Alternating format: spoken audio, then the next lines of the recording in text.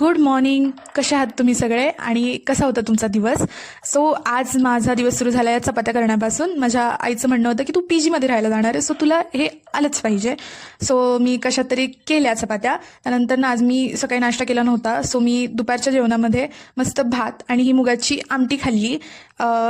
याला खरं तर आमच्या इथे मुगाचं कढण बोलतात, तुमच्या इथे काय बोलतात नक्की कमेंट करून सांगा. आणि एवढी सिंपल आहे पण इतकी सुंदर लागत होती खायला, आईशप्पथ स्वर्गच. त्यानंतर 4 वाजता आम्ही चालायला गेलो होतो रानात. तिकडे माझे आजोबा त्यांच्या फेवरेट प्लेसवर त्यांच्या मुलीशी हितगुजाच्या गप्पा मारत होते. त्यानंतर घरी आल्यावर मला काहीतरी परत हेल्दीच खायचं होतं, तर मग मी मुगाचे चिले केले होते रात्रीच्या जेवणामध्ये.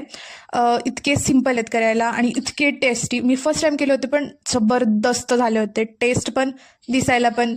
आणि त्याच्यासोबत शेंगदाण्याची चटणी खाल्ली मी.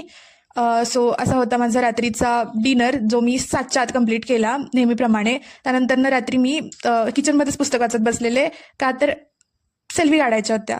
नाही हो, मला करायच्या होत्या भाकरी, कारण आईसाहेबांचा आदेश. आणि लकीली माझी पहिलीच भाकरी फुगली होती, तुम्ही बघू शकता.